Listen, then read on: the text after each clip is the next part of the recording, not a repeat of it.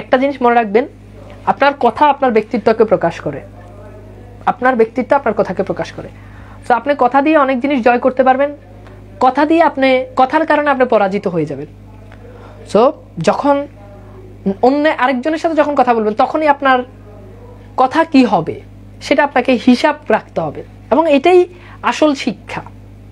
এবং পাবলিকলি যখন আপনি আরো 10 জন মানুষের সাথে যখন কথা বলবেন তখন আপনার অ্যাপ্রোচটা কেমন হবে এইটা আপনাকে হিসাব রাখতে হবে। সো এই কাজটা করতে হবে। জীবনে অনেক শিক্ষিত মানুষ হবেন, সব শিক্ষিত মানুষরা পড়াশোনা করে চাকরি পেলেই যে আপনি সম্মানিত হবেন ব্যাপারটা কিন্তু এমন না ভাই। আপনি চাকরি পাইবেন, আপনি বিসিএস ক্যাডার হবেন, মানুষ আপনাকে সম্মান করবে, অসম্ভব। আপনি বিসিএস ক্যাডার হওয়ার পরও মানুষ আপনার পিছনে ইচ্ছে মতো গাইল দেবে, আপনার নাম শুনলে মানুষ গালি দিবে, আছে না নাই? আছে। তো শিক্ষিত মানেই কিন্তু ভালো মানুষ না। সো আপনি ভালো চাকরি করলেই ভালো মানুষ না। যারা ভালো চাকরি করে তারা কখনো ভালো মানুষ হয় না। তারা কখনো ভালো মানুষ হয় না বলতে ভালো চাকরি করলেই যে ভালো মানুষ হবেন ব্যাপারটা এমন না। সো ভালো মানুষ হওয়াটা ইম্পর্টেন্ট। ভালো ইউনিভার্সিটিতে পড়ার থেকে ভালো মানুষ ইম্পর্টেন্ট। ঢাকা বিশ্ববিদ্যালয়ে পড়া ইম্পর্টেন্ট না, আপনাকে ভালো মানুষ হওয়া ইম্পর্টেন্ট।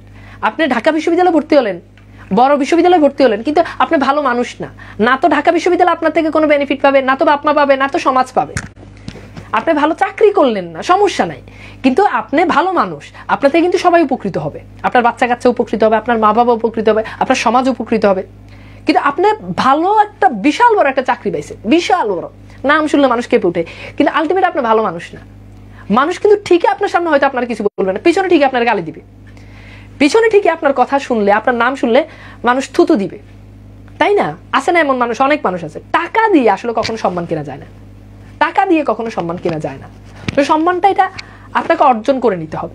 এজন্য ভালো মানুষ হন, এটা ইম্পর্টেন্ট। ভালো মানুষ হন সব জায়গাতে, পার্সোনালিটি তৈরি করেন।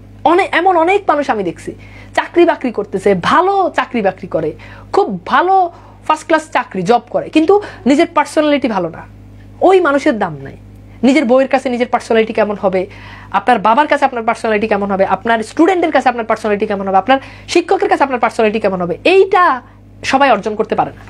এজন্য পার্সোনালিটিটা আগে ধরে রাখেন, পার্সোনালিটি অর্জন করেন, এটা কাজে লাগবে। আর মানুষের ব্যক্তিত্ব প্রকাশ করে, মানুষের পার্সোনালিটি প্রকাশ করে মানুষের কথার মধ্য দিয়ে।